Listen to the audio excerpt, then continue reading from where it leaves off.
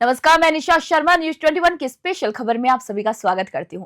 फलौदी जिले की पंचायत समिति आओ की ग्राम पंचायत गौरचियों का बैरा में सरपंच बाबूलाल चौधरी के नेतृत्व में विकास की एक नई इबारत लिखी जा रही है। जी हां, विकास कार्यों का जायजा लेने पहुंची न्यूज 21 की टीम का गर्मजोशी से यहां पर स्वागत किया गया और इसी दौरान विद्यालय के स्टाफ और सरपंच बाबूलाल चौधरी ने न्यूज 21 के संवाददाता किशन सोलंकी और कैमरामैन गोवर्धन पवार का पारंपरिक राजस्थानी साफा पहनाकर अभिनंदन किया।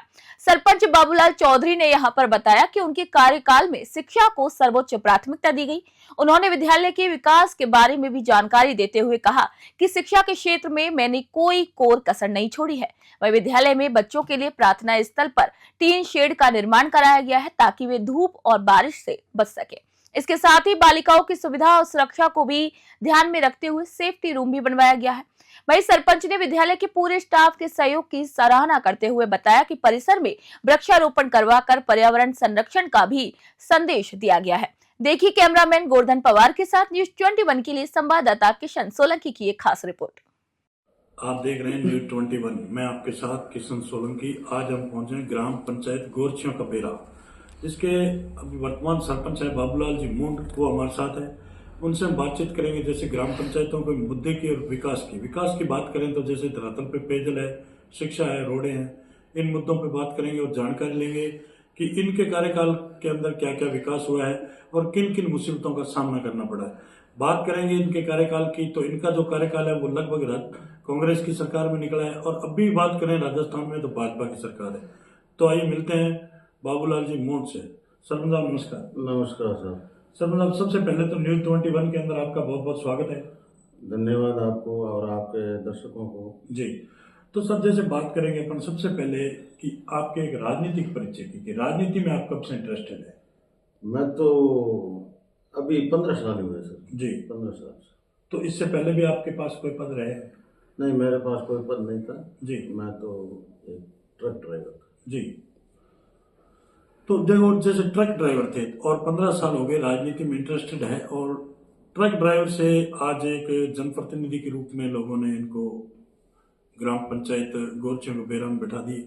तो जैसे बात करेंगे इनसे ग्राम पंचायत के विकास की, तो जैसे बात करें तो मतलब अपने ग्राम पंचायत गोरचियों को बेरा, इसके अंदर आपको यहाँ की जनता ने चुना है। तो सबसे पहले बात करेंगे शिक्षा की। शिक्षा का स्तर कैसा आपके सरपंच बनने के बाद में, क्योंकि आज शिक्षा वो शेरनी का दूध है, जो पिएगा वही दाढ़ेगा। बिल्कुल, आपका प्रश्न सही है। बिल्कुल। मैं जब सरपंच बना 2020 में तो मेरे ग्राम पंचायत के अंदर, मेरी ग्राम पंचायत के अंदर 8 स्कूल हैं। जी।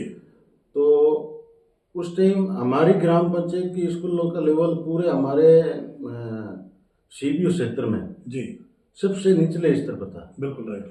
तो मैं एक बार कोई काम से सीबीओ ऑफिस गया तो उन्होंने कहा, भाई सरपंच साहब, आपके गांव की जो स्कूलों की कंडीशन है वो निचले स्तर पे है। बिल्कुल राइट। आप कुछ कीजिए।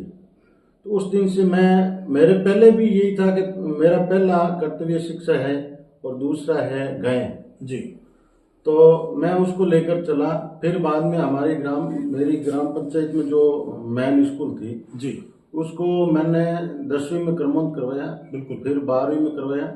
मेरे स्कूल की जो गोरचिया स्कूल है उसके नया तो 4 दीवारी थी। बिल्कुल। और स्कूल के आसपास बबूल की झाड़ियां थी, उसके ऊपर वो बड़े बड़े छत्ते थे मधुमक्खियां। बिल्कुल बिल्कुल। जिसकी वजह से कई बार तो टीचर छुट्टी कर देते थे, बच्चे डर के मारे आते नहीं थे। बिल्कुल। तो मैंने वो प्राथमिकता से वो काम मैंने हाथ में लिया। बिल्कुल। और वहाँ कुछ स्टाफ की कमियां थी। बिल्कुल। तो मैं पहले स्टाफ लेकर के आया, फिर एमएलए लेट से मैंने उसकी पूरी 4 दीवारी कराई। मैंने फिर मैन गेट का निर्माण कराया, जिसमें लगभग 1 लाख रुपए मेरी जेब से लगा के करवाया मैंने। बिल्कुल बिल्कुल। और आलीशान मुख्य द्वार बनाया। फिर मैंने शमशा से 30 लाख रुपए सेक्शन करवाए, 2 हॉल करवाए। बिल्कुल। और उसके बाद में मैंने इसके साथ साथ मैंने गांव वालों को, भामाशाहों को प्रोत्साहित करके उनसे मैंने 2 कक्ष लिए हैं जी, जो बन के रेडी हो गए हैं। बिल्कुल। फिर एक बहुत बड़ा टीन शेड बनाया मैंने, जो हमारे फड़ौदी जिले में ऐसा टीन शेड कहीं भी नहीं है। बिल्कुल राइट। पूरा सुविधा युक्त है। उसके अंदर लाइटिंग है, उसके अंदर वो साउंड सिस्टम है, उसके अंदर पंखे लगे हुए हैं। क्या बात। और पूरी मतलब चौकी वगैरह है, पूरे एकदम प्रार्थना स्थल वगैरह।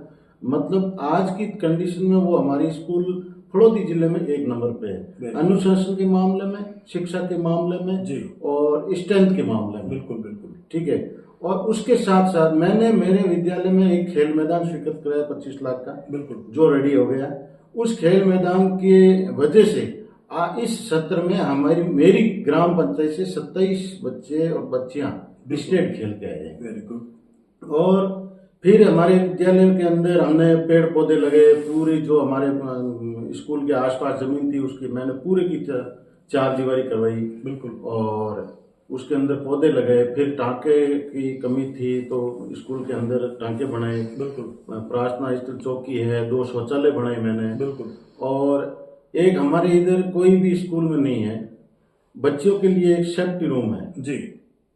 जो बच्चों के काम आता है, आप समझते हैं। बिल्कुल बिल्कुल। तो कोई भी उसके अंदर वो कोई डिस्पोज करने की एक मशीन लगी हुई है। बिल्कुल। बच्ची वहां अगर चेंजिंग रूम में जाएगी वो डिस्पोज करने की मशीन लगी हुई है। बिल्कुल। पूरा उसके अंदर सामान रखा हुआ है, कंघा वगैरह, तेल वगैरह, बिल्कुल, मतलब टिश्यू पेपर वगैरह टोटल। बिल्कुल। वो हमारी स्कूल में सुविधा है। और मेरी जो गौरचबरा स्कूल है उसके अंदर सीसीटीवी कैमरे, ऑनलाइन क्लासेज, बिल्कुल। और फर्नीचर पूरी। बिल्कुल। लगभग मेरे स्कूल में मैंने 58 लाख रुपए, मतलब एमएलए लेड, प्रधान लेड, पंचायत, बिल्कुल। ऐसे करके नरेगा से कुल मिला के 58 लाख रुपए मैंने सीनियर स्कूल में खर्च किए हैं।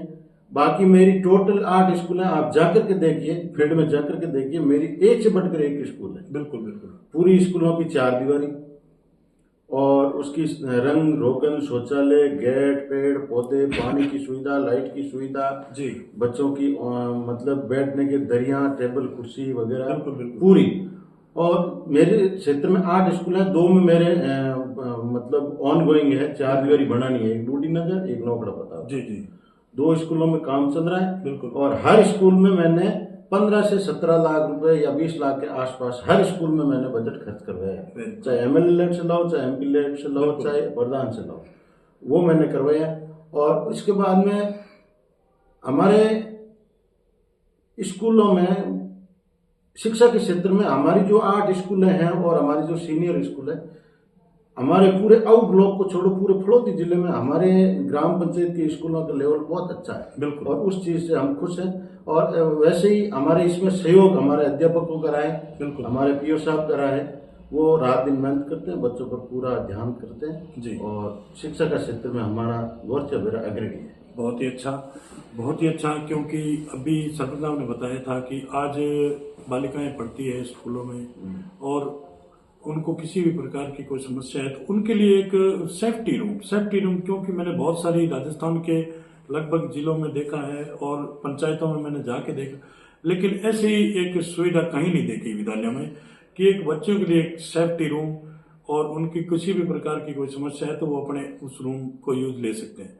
तो बहुत ही अच्छी सुविधा कर रखी है विद्यालयों की और शिक्षा के क्षेत्र में बहुत अच्छा इन्होंने महत्वपूर्ण ध्यान दिया है। तो जैसे बात करेंगे तो मतलब नरेगा की केंद्र सरकार की योजना है। नरेगा के अंदर आपके कार्यकाल में लोगों को रोजगार कितना मिला है? देखो, मेरे कार्यकाल में नरेगा के माध्यम से लगभग रोजगार माने तो 4 करोड़ से अबव मिला है। Very good. ठीक है जी। जो नालियां हैं, ग्रेवल सड़क है या टांके हैं, जो भी है जी, उस पर लगभग आप ये मानो कि 4 करोड़ से बार मिला है। बिल्कुल। लेकिन अब 2 साल से हमारा काम ठप पड़ा है। बिल्कुल बिल्कुल। एक भी नाली सेक्शन नहीं हुई है, एक जी। भी रोड सेक्शन नहीं हुई है जी। और न टांका सेक्शन हुआ है। बिल्कुल। और उससे हमारे क्या है कि मतलब जो ये मजदूर वर्ग के लोग हैं ना, बिल्कुल। उस नरेगा से उनका जो आर्थिक संबल मिलता है। बिल्कुल बिल्कुल राइट बात है। मतलब वो उनको मजदूरी भी रोजगार था। रोजगार मिलता है। बिल्कुल। अब उसकी वजह से हमारी ग्राम पंचायत के लोगों को रोजगार नहीं मिल रहा है। बिल्कुल बिल्कुल।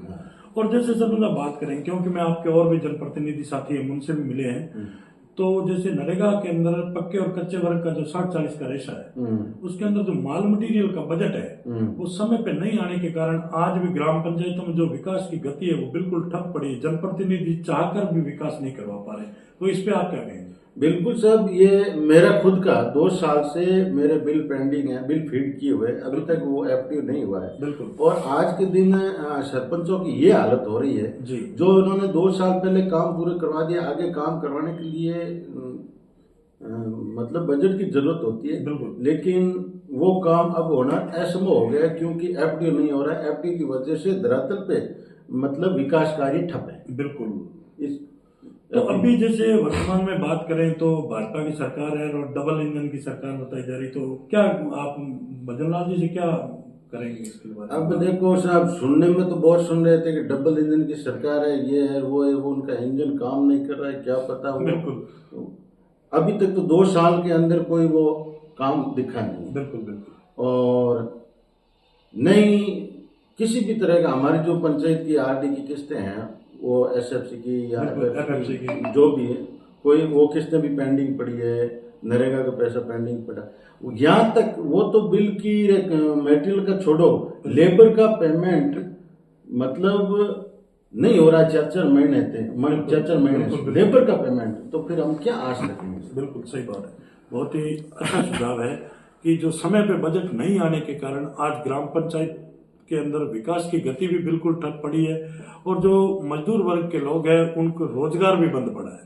तो जैसे बात करेंगे जनाब, एक और अभी योजना चल रही है, बहुत ही बड़ी योजना है केंद्र और स्टेट गवर्नमेंट की, कि जल जीवन मिशन योजना, कि घर घर नल योजना। उसका प्रोजेक्ट बहुत अच्छा है, बहुत बड़ा है, लेकिन प्रत्येक ग्राम पंचायत की बात करें तो लगभग 1-1, 2-2, 3-3, 5-5 करोड़ तक की लागत से पाइपलाइनें डाली जा रही है और घर घर नल योजना की। तो अपनी ग्राम पंचायत की क्या स्थिति है? क्योंकि हम और भी ग्राम पंचायतों में गए हैं, धरातल पे देखा है, कहीं तो बिल्कुल जीरो पड़ा है। तो अपनी ग्राम पंचायत की क्या? देखो, मेरे पिछले राज के अंदर, बिल्कुल पिछले राज में स्टार्टिंग में मैंने एमएलए साहब से मिल करके मैंने कहा भाई मेरी ग्राम पंचायत पिछड़ी है, बिल्कुल, तो सबसे पहले मेरी ग्राम पंचायत में काम स्टार्ट होना चाहिए। बिल्कुल राइट है। तो एमएलए साहब ने क्या कहा कि भाई चलो आपकी ग्राम पंचायत से काम पहले स्टार्ट करवाएंगे। तो सबसे पहले मेरी ग्राम पंचायत में इस जेजेएम का काम स्टार्ट हुआ है। बिल्कुल।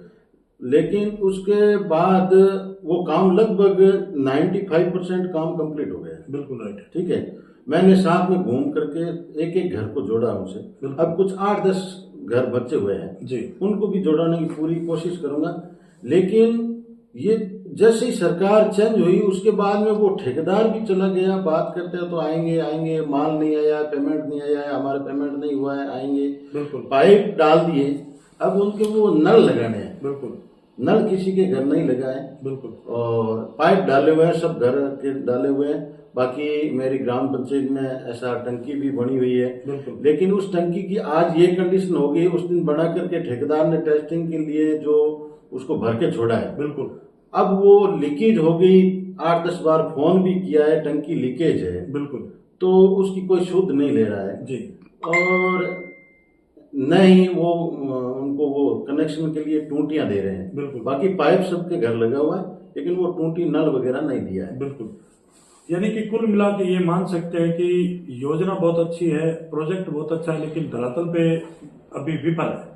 नहीं, धरातल पे विफल ही है। अभी तक तो पानी आने का तो कहीं संभावना ही नहीं है। बिल्कुल राइट है। लेकिन जो भी हुआ है, अब गवर्नमेंट के पैसे लगे, उस चीज की मुझे चिंता है कि जो एसआर टंकी बनी है, बिल्कुल, पैसे भी खर्च हो गए। अब वो लीकेज है, लीकेज की वजह से वो टंकी धीरे धीरे खराब हो जाएगी। बिल्कुल, तो मैंने प्रोजेक्ट के आईएन को और एक्शन को फोन किया है बिल्कुल, कि भाई उस ठेकेदार को वापस बुला करके इसके जो जहाँ भी लीकेज है वो सही करवाएं, बिल्कुल, नहीं तो ये धीरे धीरे टंकी धराशायी हो जाएगी। बिल्कुल, और अभी तक तो पानी भी आना बाकी है, और बाकी उसके बाद में जो 5% काम बचा है खाली टूटियां लगाने का, बिल्कुल, तो 2 साल में उनसे टूटियां भी नहीं लगी। बिल्कुल। तो जैसे संजना बात करेंगे, क्योंकि आप एक सुलझे हुए इंसान हैं और वैसे आप गाड़ियों की लाइन में रहे हुए हैं, तो आप अनुभवी हैं। क्योंकि बात करते हैं कि नशे की प्रवृत्ति बहुत बुरी तरह फैलती जा रही है और कई जगह अपने बात करें तो समाज के अंदर आज कई प्रकार की आज भी कुप्रथाएं जिंदा है और चल रही है।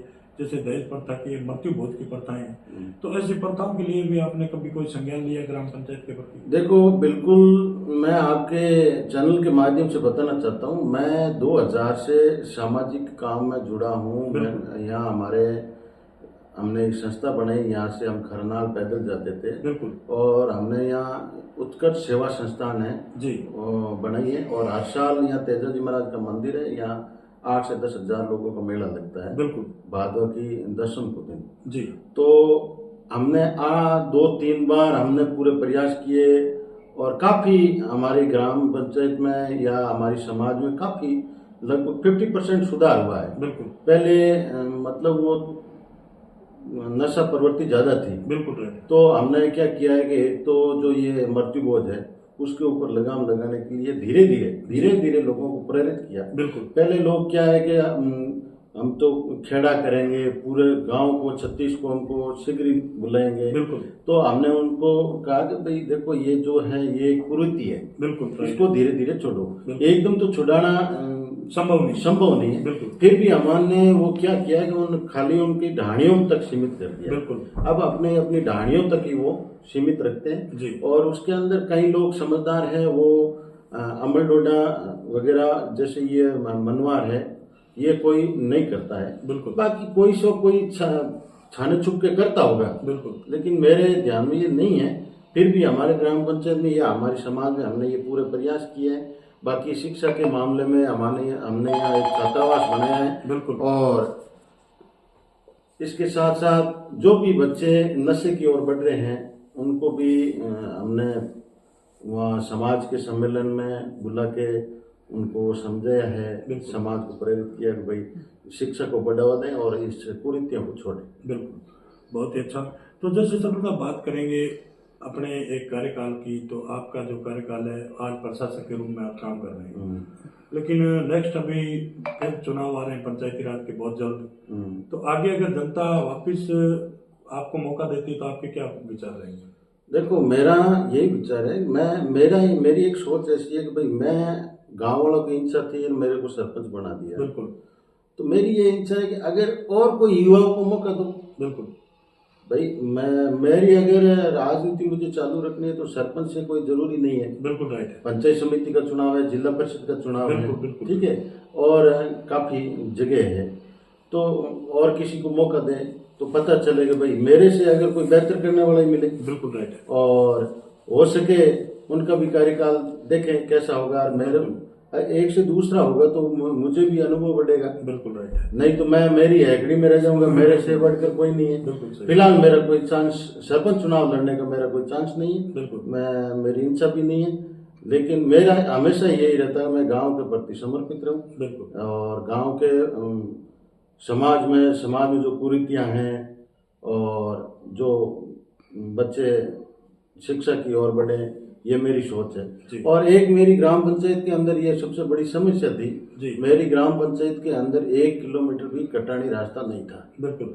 पिछली कांग्रेस की सरकार में जो गांव कैंप लगे थे, बिल्कुल, उस कैंप में मैंने मेरी ग्राम पंचायत में हर घर जोड़ने के उद्देश्य से बिल्कुल मैंने 48 किलोमीटर रास्ते कटाए। Very good. सब घरों को जोड़ा है मैंने। जी। ऐसा कोई घर नहीं मिलेगा मेरी ग्राम पंचायत के जिसके घर रास्ता नहीं लगेगा। बिल्कुल। हाँ, उसमें 15-20 किलोमीटर 15 किलोमीटर के आसपास मैंने ग्रोल डलवा दिया है जी। अगर वो काम कहीं सेक्शन नहीं होगा तो मेरा भाई आगे कोई आएगा वो करवाएगा, लेकिन वो कभी परेशान नहीं होंगे रास्ते के बारे में। और उसके साथ साथ मेरी एक ये सोच थी, जो ये आवारा पशु है, गायें हैं, बिल्कुल, तो उस गायों के लिए कोई स्थायी समाधान हो। बिल्कुल। तो हमारी ग्राम पंचायत, हमारे पंचायत समिति हेडक्वार्टर पे हमारी पुरानी ग्राम पंचायत आऊ है, जहाँ एक कर्षण गौशाला है जी। तो उसके अंदर गायों की सेवा हो रही है, लेकिन वहाँ गायें ज्यादा हो गई। फिर पिछली सरकार ने एक ब्लॉक में बिल्कुल एक नंदीशाला बिल्कुल देनी थी। बिल्कुल। तो उसमें हमारी गौशाला है जिसके पास 50 बीघा जमीन थी, उसको 3 साल पुराना क्या 10-20 साल पुराना रजिस्ट्रेशन था, ऑडिट वगैरह पूरे कागज कंप्लीट थे। बिल्कुल। तो उसमें 1,58 लाख रुपए हमारे ग्राम गौशाला के लिए सेक्शन हुए अनुदान जी।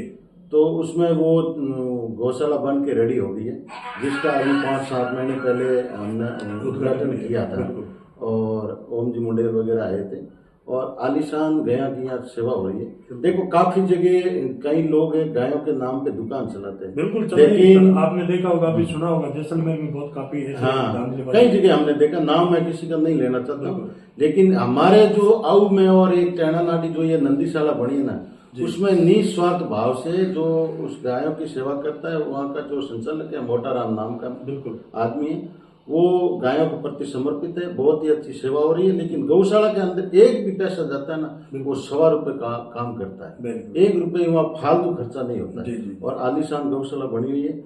और अब क्या है कि रोडों पे आवारा लोग, भाई आवारा पशुओं को लोग छोड़ देते हैं, वो आवारा नहीं है, लोग छोड़ देते हैं, उनकी मानसिकता ही ऐसी होगी। बिल्कुल। बाकी गायों के मामले में हमारे कम से कम 2200-2300 गायों की सेवा हो रही है। बिल्कुल। ठीक है। तो अब जो रोड पे घूम रही है, अब ये इंटरव्यू देख के लोग कहेंगे कि आपकी ग्राम पंचायत में कहीं रोड, ये गाय 4 गाय यहाँ खड़ी है, 3 गाय यहाँ खड़ी है, ये गौशाला की गाय नहीं है। बिल्कुल। ये उन्हीं घरों की गाय है। बिल्कुल। लेकिन अच्छी सेवा हो रही है गायों की। और बाकी इसके साथ साथ मैंने मेरी ग्राम पंचायत के अंदर पीएम आवास 200 से बाहर पीएम आवास बनवाए हैं जी। 150 के आसपास टांके बनवाए हैं। बिल्कुल। और बाकी मेरी ग्राम पंचायत गोरचा बेरा में मैंने उप स्वास्थ्य केंद्र पृथ्वी सरकार में सेक्शन करवाया। बिल्कुल। पटवार मंडल सेक्शन करवाया जी। किसान सेवा के अंदर सेक्शन करवाया। बिल्कुल। और पशु उप स्वास्थ्य के अंदर सेक्शन करवाया है। बिल्कुल। काफी काम इस पिछले सरकार में हुए हैं। अब इस सरकार से देखो,